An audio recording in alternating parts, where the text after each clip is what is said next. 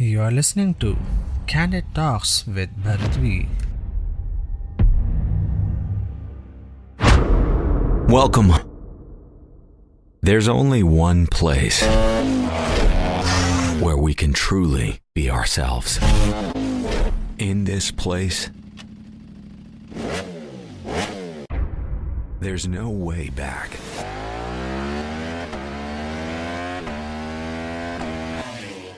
Hello and welcome to another episode of Candid Talks with Bharatvi. This is Bharat Vatsa, your host. Dr. Neharika Yadav, also known as Dr.N, India's fastest female superbike track racer and a dental surgeon. She is a fighter and a motivator. For her, nothing is impossible. She believes if you can think, you can achieve it. After meeting with a fatal accident and undergoing 3 major surgeries, she was left with only 50% movement in her right hand. Today, in spite of having 50% movement in her right hand, she has mastered both racing bikes, her passion, and practicing as dentist, her profession. Both requires a right hand as the most crucial functioning hand. Let's take a peep into her life through her own voice. Please do listen to this episode till the end. Before we begin, please do not forget to subscribe to this podcast channel, and you can connect with me on my Facebook page at Candid Talks with Bharatvi.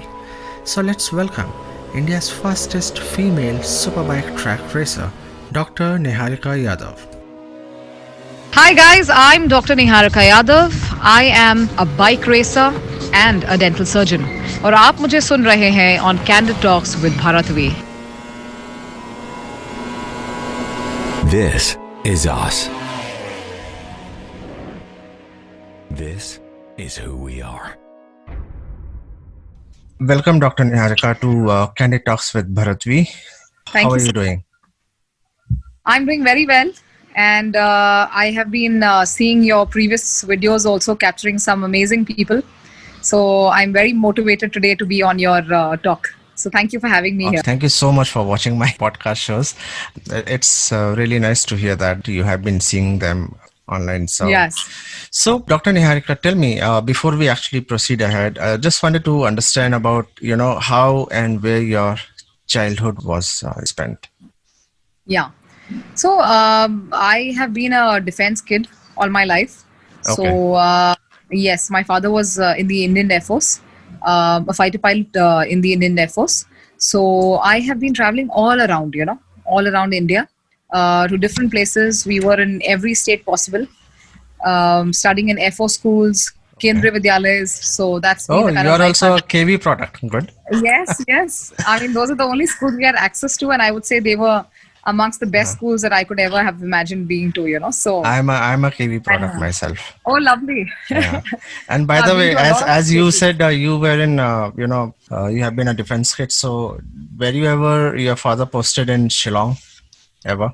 My father, no, not in Shillong, but we were posted in a place called Chabua. Okay. Yes, and so closer, of course. We were in, Bagdogra also. Oh, okay. So those places, but yeah, not Shillong. Okay. I have So done my wherever schooling the from air Kendriya bases. Vidyalayas, Shillong. Oh, lovely. That's really Yeah. nice. Yeah. My father, since he was a fighter pilot, no? Okay. So wherever there were air bases, fighter pilot bases, that's where we were posted. Understand. Yeah. So Okay. that was my childhood. Awesome. So, how did you get hooked to racing, and in which year you started racing? I started racing in 2015, Okay. and how I got hooked onto it was I was invited for one of the track days where all the guys were riding, and it wasn't a race, but it was just one of those track practice sessions that one has almost every month at Okay. Wood Circuit. Acha. So I was invited by a friend. He said that come over, and we guys are we all go there almost every month and stuff. And the friend that I met, he was actually wearing a Harley jacket with all these badges and stuff, Okay. So that got me, so that's why, I mean, the whole biking topic started. And then he started telling me, this was a mutual friend, actually, a friend I'd met through another friend at a get together in the evening. So that's why when he came, it was very interesting, was in this Harley jacket with the badges and stuff there. So I got keen on asking him. I said, you ride with a group or what is it? And at that point, I wasn't, riding bikes or anything. So, just like normal riding that you do, Okay. with normal bikes, like, no Yeah. super bikes and stuff. So he then invited me for one of the track days. He said, "Come watch us ride." And that's it. That was my life-changing story because I reached Wood Circuit with a friend of mine. We were standing there at the grid watching these guys. And, though I had been a marshal at the first Formula One and everything, a track marshal, and I was exposed to Wood Circuit. I Okay. never knew that Wood Circuit also had bikers come in. So that's it. I was standing there. I was watching all these guys, and I was so excited to see what I was watching. And post that, after a few months, I was back on track. This time, not as a spectator, but of course, on a As a bike participant. Okay. as a participant. And while people around must have thought, okay, she's just come here for maybe a joyride. She'll come Yeah. for a 1 or 2 sessions or something. I think there was no looking back after that. Because But then obviously you would have done some practice before that, right? Before actually going to the Bud circuit. I knew how to ride a bike. Okay. That was my exposure. But to be honest, there was no other exposure other than that. I mean, Acha. I definitely found women sitting on bikes very cool. Obviously, yes. But I never knew that, my story would be about a woman who was not just inspiring women by just sitting on a bike, but also, racing it and performing and optimizing. I mean, showing what a bike can really do, Yeah, and what yeah. it's really made for. Yeah. So that level of performance is something which I also had never, foreseen. But So after your casual, I'm sorry yes. to interrupt. So after your casual that's riding, fine. as you said, you started first with track racing directly, or you started with motocross? So yeah, so then what happened is I'd gone to the track and was just riding around there, and I was basically on a KTM RC 390. Okay. So so then after that, what I heard was that everybody from Rossi to Marquez and everybody, they start off on track. They first started off with motocross. So I then, of course, had a few friends who were doing motocross and stuff. So, I joined them. I said, okay, maybe what I should do, because that was the expert advice given by the guys at the track, Okay. that if you want to really, come here and understand this sport, it'll be really good if you can go and, just take out that fear and also just get into riding in terms of motocross. Okay. So I got a Honda CRF 150, joined the guys. So I'd go there every week, for motocross and stuff. So that's how it started, to be honest. Where Okay. I knew how to ride a bike, but motocross was just slowly around that track, the dirt track. And then once I was more confident is when I came onto the track. And of course, I didn't start racing immediately. It was almost 1.5 years of riding on track at track days, as just normally going around the track and getting familiar with the track, with the lines, the corners. So Right. that's it took me almost that amount of time to get used to it. Okay. So that's what it was. Okay. So do you still prefer doing motocross, or now you are totally into track racing? No, I feel like, as bikers, I mean, we all have our own, genre of biking that you want to, Yeah. pursue, whether it Yeah. is road. Some people like road riding, some people like motocross, some people like cross country, so, and some people like, track or racing. So I think I really found my kind of riding. I'm not very fond of going for Sunday rides or or even motocross for that matter. Because I just feel like track riding is my style of riding. It's very Okay. smooth. It's performance oriented. So and of course it's something which helps you to just get away from your mundane weekly life. Yeah. Yeah.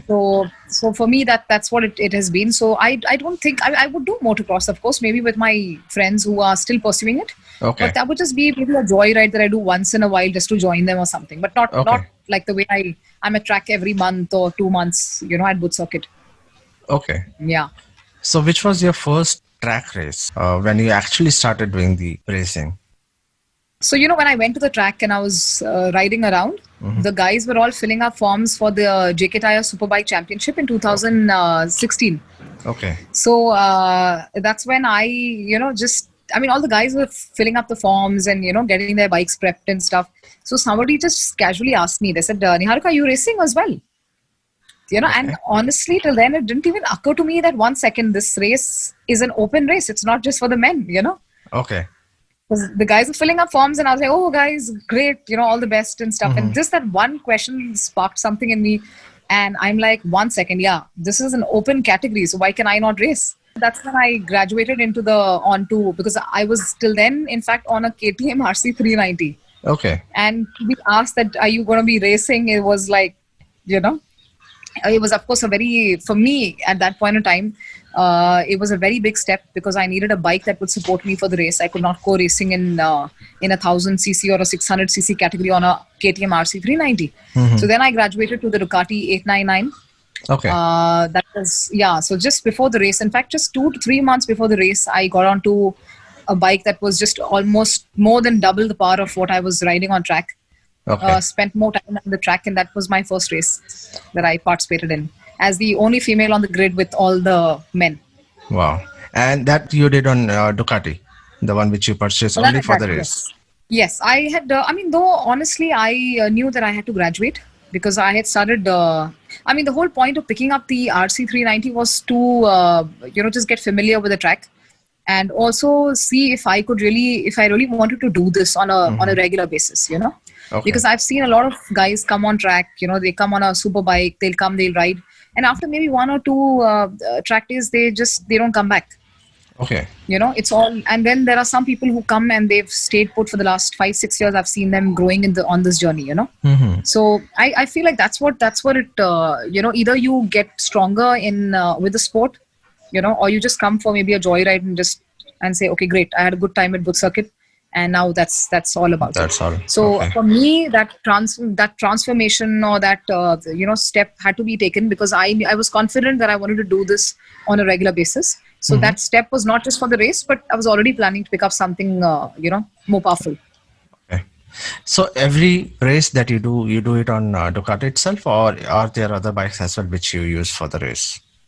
I only race on a Ducati. The reason is because, of course, initially when I had to start off, I was very confused as to what I should pick up.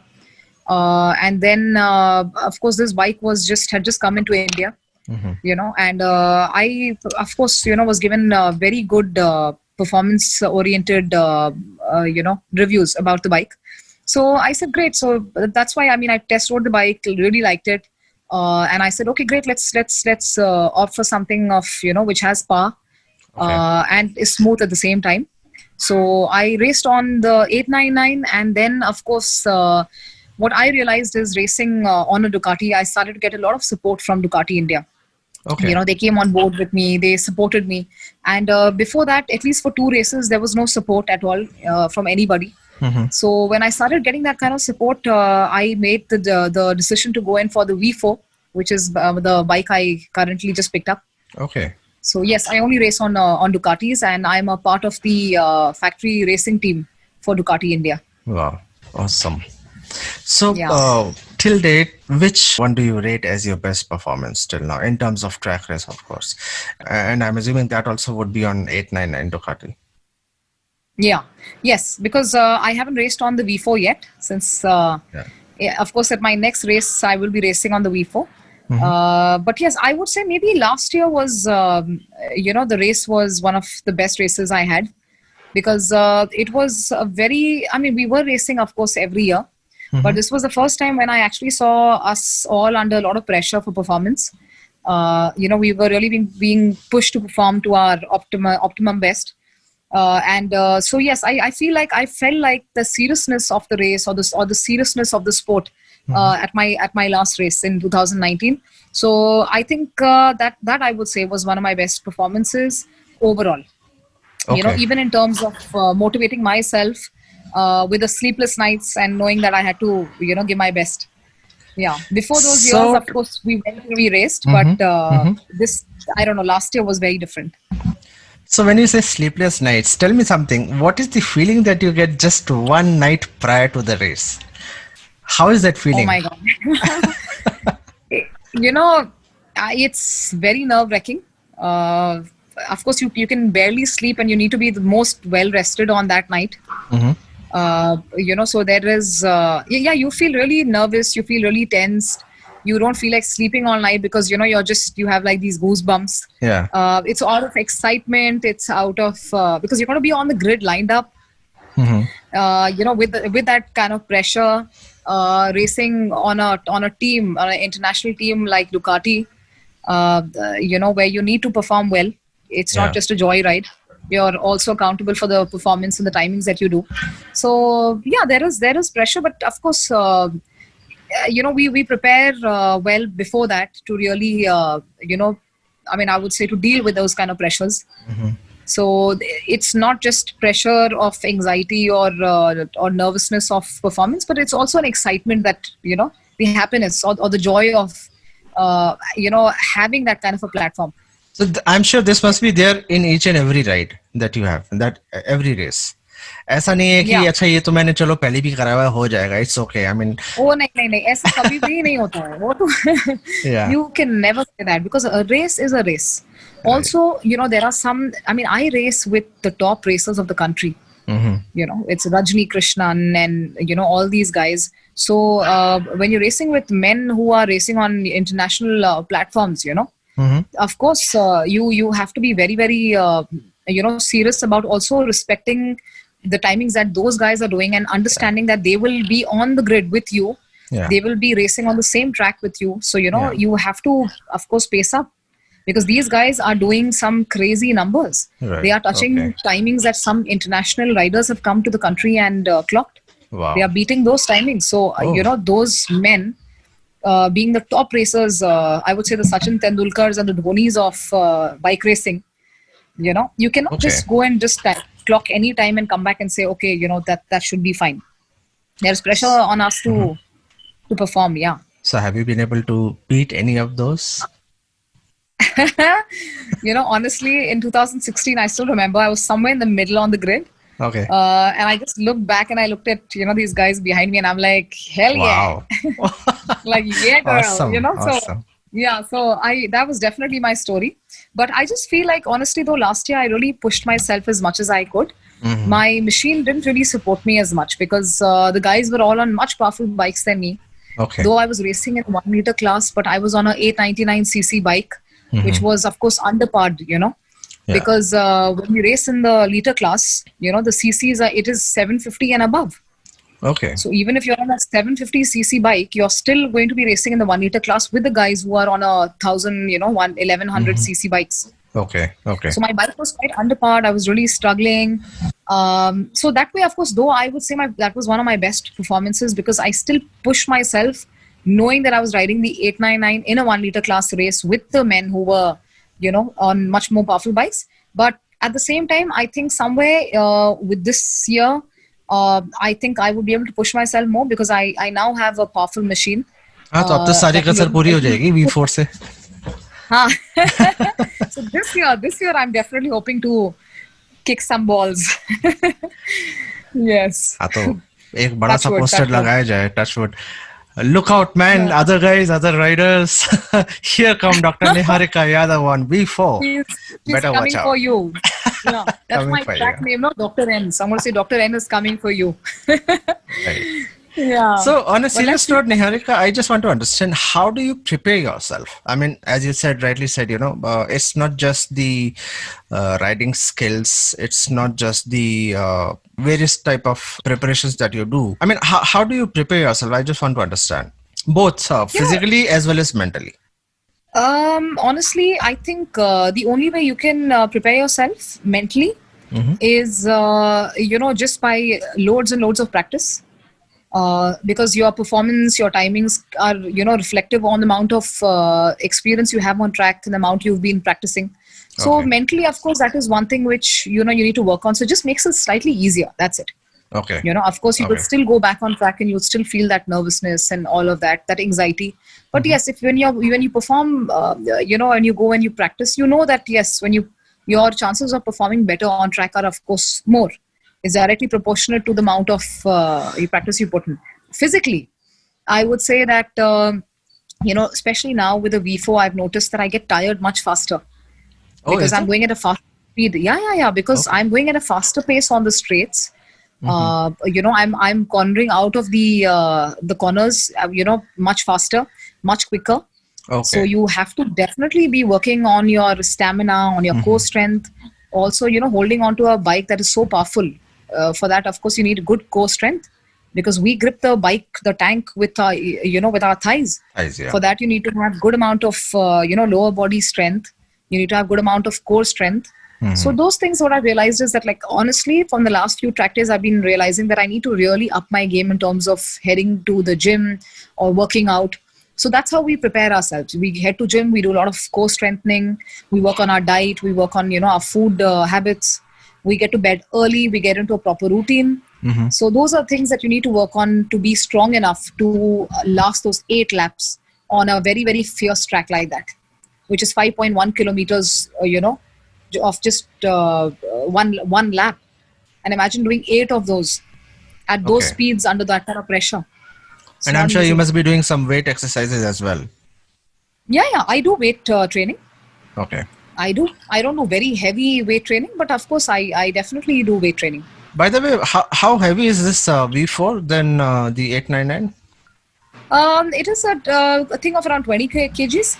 Okay. 15, 25, yeah. So that is the amount of, But of course, weight, as you know. Okay. So when you're on track, that doesn't make any difference, Acha. Yeah, obviously, yeah. Because, while you are in momentum, the heavier the bike is, I think the better maneuverability is. So you just said one thing. You said one thing sometime back about, cutting the corners. Now, when you approach the bend, the turns, the sharp turns that you have on the track, how do you maneuver the bike and how do you plan it? Because I'm sure you have to plan it in advance the moment you see the track, the approaching bend, right? So how do you maneuver the bike in a jiffy, in that momentum? Because you have to shift your body weight as well as you have to turn the bike and then again shift back. So how do you do that? So, very honestly, as I told you, it's amount of practice that you put into the, track days. Also, at the end of the day, the reason why we are going to the track is, to practice enough so that we can also brake later, exit faster out of the corner. So that is the kind of practice that we're working on. So when you are already prepared, or it's already in your mind that, I need to exit this corner as fast as I can. The body automatically goes into that mode of, cornering at that speed and, just putting our body weight right, leaning in, almost touching the tarmac and, grazing out of there. Okay. So I would say it's all about experience. It's all about practice. Initially, we would do it wrong and then get corrected by our seniors, that you probably need to get off the bike a little more. You need to, the lines you were taking were wrong. So yeah, it's all about experience. That's the experience basically is what teaches you everything, So which one do you consider more safer, track racing or a motocross? Safer? Yeah. I know it's a very stupid word here, but no, it's not stupid, but it's like what would you call safe? I'm like, what is it? It's like, what would you call safe? Jumping off a building or? Okay, let me rephrase it. I mean, no, what would be easier? Jumping off the 3rd floor or jumping off the 4th floor? Like, what would you find easier? 3rd floor? No. See, no. Okay, let me change the height actually, jumping off the 9th floor or jumping off the 10th floor. Yeah. Okay. No, I just feel like, honestly, both. let me do some damage correction. No, but honestly, I feel like, both are dangerous, of course. Yeah. But it all also depends on you as a rider. If you are following all protocols of safety, and setting good examples around you. Of course, both sports are equally dangerous. Yeah. But what I do find, if you ask me honestly, I think I would not make a comparison between motocross and track riding or racing. I would say if I have to compare road riding and track riding is definitely safer even at those speeds and everything. Okay. Because firstly, reason being, and I always tell people, I said, if you want to be riding at those speeds, if you're touching 300 on the road, it's stupidity. Yeah. If you're riding at 300 on a track, wearing proper safety leathers, a snail certified helmet, you're being tracked and monitored by by race control. Yeah. You have a ambulance ready, any second to help combat an issue or a crash or an accident. So I feel if you ask me the comparison between these two sports or these two styles of riding, I would say track is definitely safer. Plus, you Okay. don't have people crossing any moment, animals crossing, dogs. So that's why if you ask me honestly, I prefer being on track because I find that much safer. And motocross is quite hardcore. I mean, I've seen guys flying off their bikes on gravel and just breaking. On track, I've seen people get off the bike, get into the gravel, or get Right. out and just stand up. There's a lot of damage to the bike, but the rider just stands up and stands on a side and waits, to get rescued. Understand. But Okay. in motocross, whatever crashes I've seen in front of me, I have seen that the riders have broken collarbones, they've broken Oh. ribs, 210% every time that I've seen this, or head injuries. So it is definitely more dangerous. Okay. No, that was the main reason why I wanted to ask this question in terms of the safety. What kind of safety Yeah. protocols are being followed? And obviously, both are different genre of racing, I understand. And the amount of risk involved in both obviously will be different. So, and as you rightly said, both are obviously dangerous unless, you follow proper protocols, safety measures you have to take. And obviously you can't compare both of them. I understand that. Okay. Yeah, but sorry to cut you, but what I feel is that any sport that you pursue, Yeah. I mean, if it's dangerous motorsports, whether it's car rallying or anything at all, I understand the sport is dangerous and we have made those choices, but Yeah. we all are also people who are responsible enough to understand that if we are riding at those speeds, we also promote road safety, we also promote safe track safety, and we do Okay. it very responsibly. We don't just get onto the track and just race like maniacs. We work and we Understand. practice hard, and then we gain that kind of experience, and then with time, with practice, with experience, we go faster, or you can say that we clock those timings. So Okay. whatever you do, even if it's dangerous, you need to be responsible enough for others' safety and your own safety. Understand. So, Neharika, one thing I just wanted to understand, as you said, mostly they were men racers on the track and you being the only Yeah. female. Now, considering that fact, that, and I think it is a fact that it's mainly a male dominated sport. So have you ever felt any discrimination with the fact that you are the only female racer among all the other men on the track? Or did it give you an added advantage, center of attraction, something like that? I would not say there's any discrimination on track. In fact, the guys give me a very hard time. Hard time in the sense of saying, Niharika, you need to work on your timings. Okay. Ye kya timing kar rahe ho? You can push yourself more. So the guys, in fact, there's no discrimination at all. The men themselves on track say that this is an equal game. Okay. That's the way I see it. And I also feel like in terms of, getting, once you're under that helmet, nobody knows that you're a woman racing with a man. Yeah. It's only when you come back to the pit, when you remove your helmet, is when that's the kind of attention you get. Yeah. To be honest, otherwise there is no other attention that anybody is interested in giving you. Okay. Okay. Yeah, because so they if were your never timings don't ever fit, lenient. not lenient at all. In fact, I think being on track is pressure because the pressure to perform. Because otherwise, people start looking at you as somebody who's probably only coming to track for selfies and so that is not a place where people are going to take you seriously if you don't perform. So Okay. there's equal opportunity for men and women, and that's the way the men take it. That if you're coming here and you are riding amongst us and you are taking up our space on considering we are practicing and we're trying to get faster and working on our timings. And if you're somebody who's a deterrent factor there, you could be a woman or you could be the hottest woman on track. I mean, we're sorry. You're encroaching into our space, and we don't want that. So I feel like there's no discrimination. You need to work on your performance if you're there, and you need to be serious about the sport. That's very important, and that is how people will respect you, and people will push you to be your best version as a racer. So what kind of comments do you get to hear while you are on track? Any comments that you can think of? Yeah.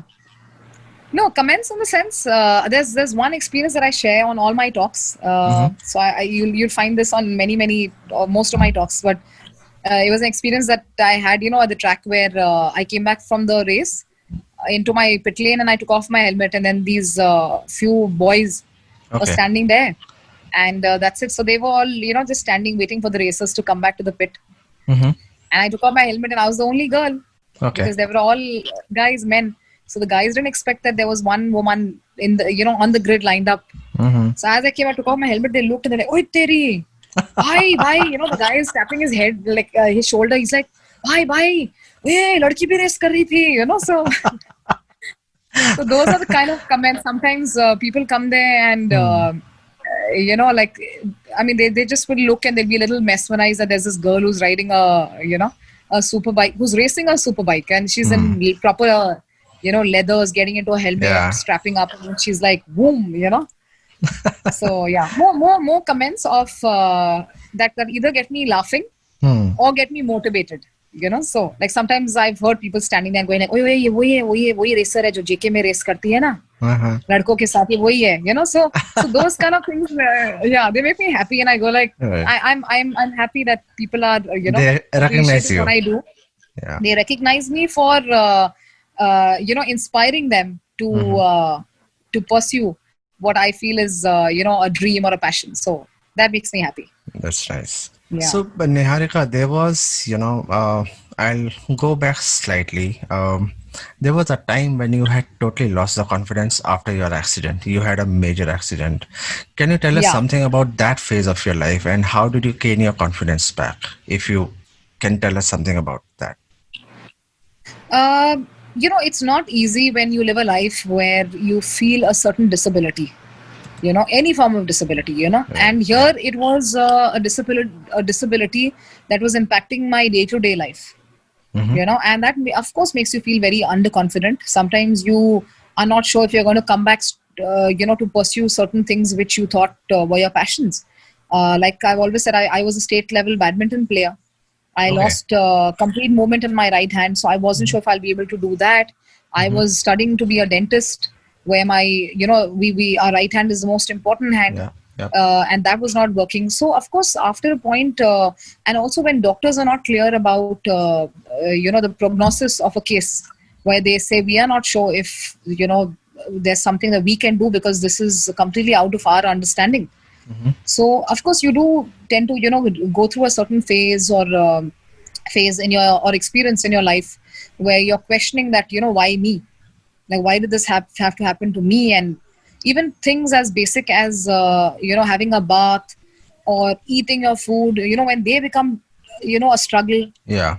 you become frustrated in life. You get very frustrated, you get very depressed, you're like, what is this going on? Yeah. But then I feel like as I always say that what was once a very very low in my life in terms of losing complete movement in my right hand and not being able to move it at all, then gaining even 50% for me at that point was like, wow. Oh. Like I was like, ye pura movement nahi hai, but at least kuch to movement aa jaye, Yeah. So after that, I think then you modify your struggles to really suit what you're doing. Like I'll tell you, like as a dentist, I started practicing, standing. Most dentists sit and practice. I have to stand because I can't sit and practice. So that's one thing. So I've modified my disability, or I've modified my way of working. Because I cannot sit and work because of my hand angulation, so I have to stand and work. But the only challenge I have with that is that I get a little tired faster. So those are few things which I feel it's okay. Today when I'm riding on track also, there are times when I realize I can't get off the bike completely because my hand twists like way too much. Yeah. So those are few things where I feel like, okay, then I'll practice my way in my style and I'll perform. So it's okay.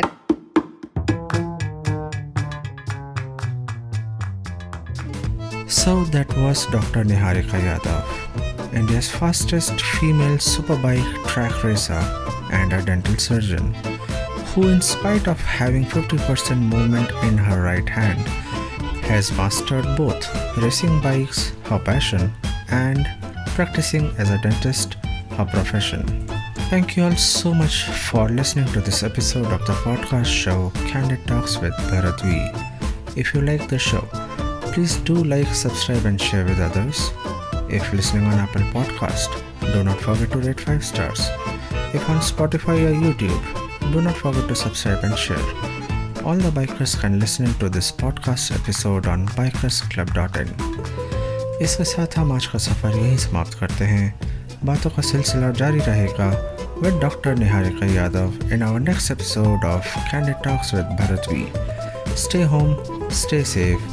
This is Bharat Vatsa signing off for today. दुआओं में याद रखना. जय हिंद.